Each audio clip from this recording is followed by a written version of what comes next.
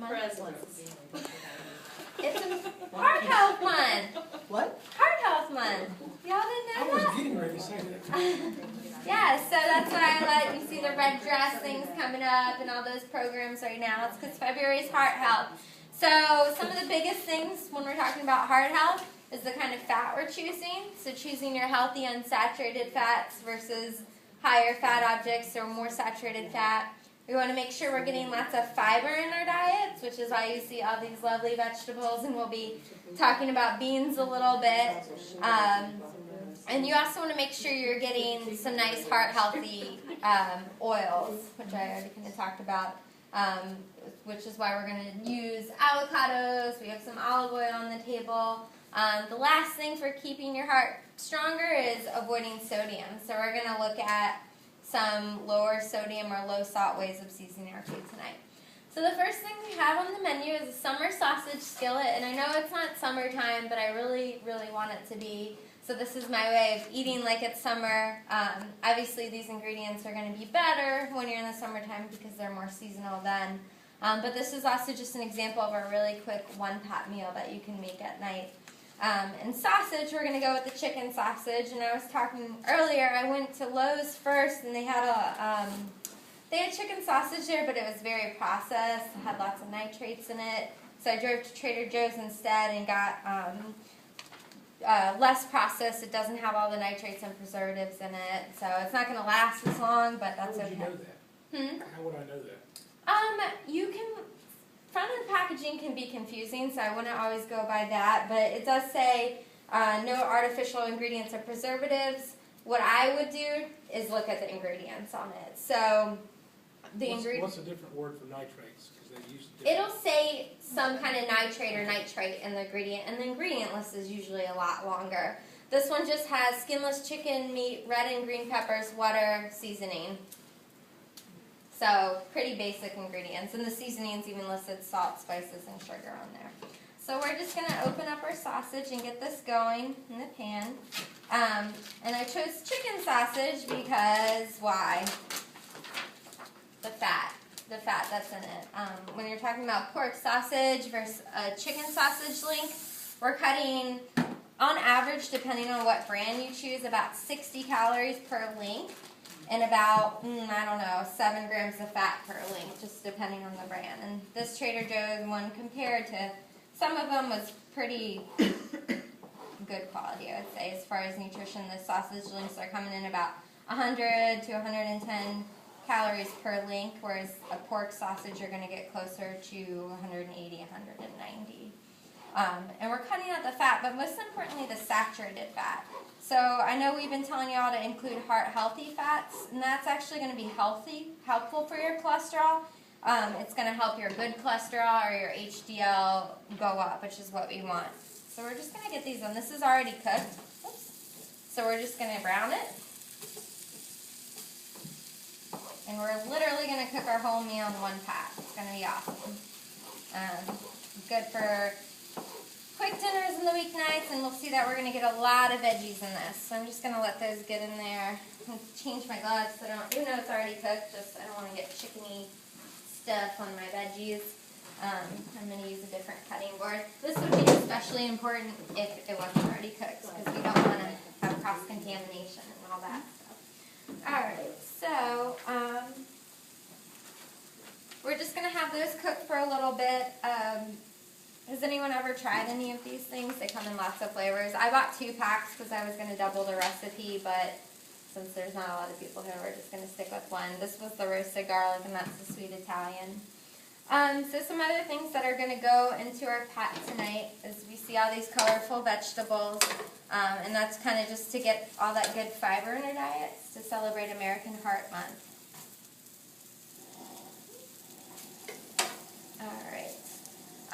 When these start to brown, I'm just going to remove them from the heat, and we're going to start adding our veggies, but I'm going to get started chopping them now. Any questions so far? No, they're going to be quiet again tonight. Make me hear myself the whole time. The turkey sausage would be just as good. Yeah, turkey, and even some pork and beef sausages are leaner, but it's harder to find. So not to say those are bad, especially if you're getting fresh sausage. Locally there's some farms around here. I think I have a list in my office of some local farms where you can buy fresh meat. You're going to get less preservatives that way too. But right now, since we're talking about the fat, we'll stick with the chicken or turkey sausage. All right.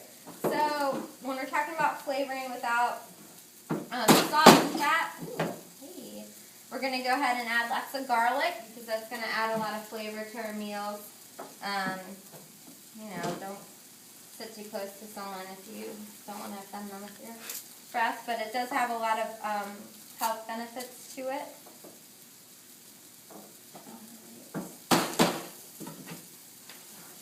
And it's fun to smash too. And then after we get this all in, we're going to just add this meal. I didn't chop everything up ahead of time like I did last time if you were here for that cooking demo. Because the good thing about this is you can kind of start your cooking and cut things as you go. So I already cut up my sweet potatoes, but if I hadn't, I could be doing that now while the sausage is cooking. And each of these veggies cooks at a little bit of a different time frame, I guess. You're not going to want to cook your squash as long as you're going to cook your peppers and onions. So it leaves you to kind of have time to do your prep work while your meal is cooking. Which I like steps like that, and I like to know ahead of time, which is why I always recommend, if you're going to cook something you haven't before, read the whole recipe through and figure out what steps you're going to have so that you're not stuck cooking something that takes longer than you have time for or anything like that. Alright, these are getting brown. They look like they're getting good, ready to go. So what I'm going to do is I'm just going to set them to the side. You're not worried about taking the temperature of them or anything like that since they're already cooked through. So we'll just stuck them in a bowl here. Oops. One got away. Let's see. In my house, my dog isn't on that, so I don't have to worry about it there. Where's Poppy? Go ahead, Chris. Yeah. Jumping down. Alright, we're not going to use all of these since we're not just going to spray a little more. Actually, we're going to go ahead and put a little bit of healthy olive oil in there. And that's because, if you remember from last time, some vitamins and minerals are better absorbed if we have a little bit of fat. Vitamin A is one of them. So sweet potatoes are a good source of beta-carotene, which is converted to vitamin A. So to help our bodies absorb that a little bit, we need a little bit of fat. Vitamin D is another one, vitamin E, and vitamin K. So those vitamins are best absorbed if you have a little bit of fat, which is why when we're talking about salads and things like that, instead of going with a fat-free dressing, I would sometimes recommend a light dressing or just a little bit of olive oil and vinegar. So that way you're getting all the good nutrition. Alright, so those are going to cook. The sweet potatoes are going to take the longest out of the veggies. That's why I got them in there first. And let's see if I can do this without having peppers. I thought it looked so pretty how I set it up. Alright, so we're going to just go ahead and work on our next veggies that are going to go on our skillet. And peppers are another one. You can tell by the orange color that it has that beta-carotene or the vitamin A. So that's another one we're taking a little bit of fat with it. It's going to help your body absorb it. Alright. Now, we're going to put peppers and onions in this. And this is a great vegetable to season up your food without adding salt or extra fat or anything that you don't really need. Or some of the vegetables that are higher in flavor, I think, or used more to flavor dishes are going to be your peppers, your onions, your celery, your carrots. So right now, since we're going to put peppers and onions in our food, we have two parts of what in Creole or Cajun cooking is considered the holy trinity of vegetables. Have anyone ever heard that term? So in Cajun cooking, they consider the holy trinity of vegetables to be peppers, onions, and celery. So if you ever, anywhere where you see a lot of Creole style or Cajun cooking, I can guarantee you're going to find peppers, onions, and celery in the majority of those dishes. Think of jambalaya or gumbo. Those all start with those three veggies, and that's because they do lend so much flavor to food. Garlic is often added as well, and sometimes you'll see parsley or shallots as well. Now, in French cooking, they do a little bit differently. They don't have the holy trinity of vegetables, but they have what's called the mirepoix, which I might have told you about that last time. That's fun to say. And that's also 3 vegetables that are used in main dishes, and that's going to be your onions, your celery, and your carrots. So a lot of soups and things and sauces, especially in French cooking, is going to be started with those vegetables. So there's a little lesson for you, in case you haven't read Julia Child's book or anything like that. Those are some basics to flavoring your foods. Alright, just getting my onion peeled here. Give our potatoes a quick stir. What kind of things do y'all make at home for a quick dinner? Hamburger steaks. Hamburger steaks? Is that okay? What would we Lean do? hamburger Lean hamburger. Alright. Are you adding some veggies to that? on the side. On the side. Sometimes I even put veggies in my hamburger meat, like mushrooms and onions. It gives it a little flavor and also makes it, you can have a bigger piece with less calories. Volumetrics. Y'all know I love that word. Cheryl's always, she's good, she just keeps a lot of salad stuff kind of cut up in the refrigerator. Yeah. You can't find it around here. This stuff's called chevettas. Ciabatta. Actually, it's originally from Buffalo, but it's a vinegar-based marinade. Uh-huh. And we grill chicken all the time. If you kept that chicken in that marinade for 30 minutes, it cooked itself, basically. That is some good stuff. Good. That's a quick way. And vinegar is great because that's another thing you can add without adding salt. It has kind of a saltier flavor, but it's not salt. And it's going to lend a lot of flavor to your food without lending salt to it.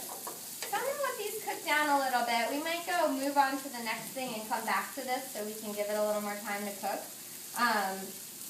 Oh, you know what? Actually, I do want to show you one thing.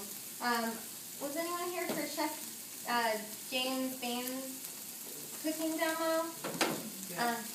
Yeah. Okay.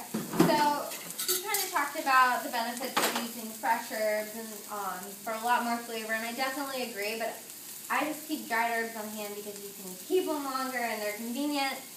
So I just wanted to show you the difference of when you would use dried and when you would use fresh. Dried you want to add at the beginning of cooking, and that way the herbs can kind of flavor the olive oil or whatever you're using, and it kind of lets the flavor spread out, I guess, for lack of a better term, and get in your meal a little better. And then fresh, because we have this beautiful green color, we don't want to make it turn brown as it cooks forever. We're going to add our fresh basil at the very end, and that's for herbs and spice that are leaves like this, like basil, parsley, cilantro. That's going to do the same role.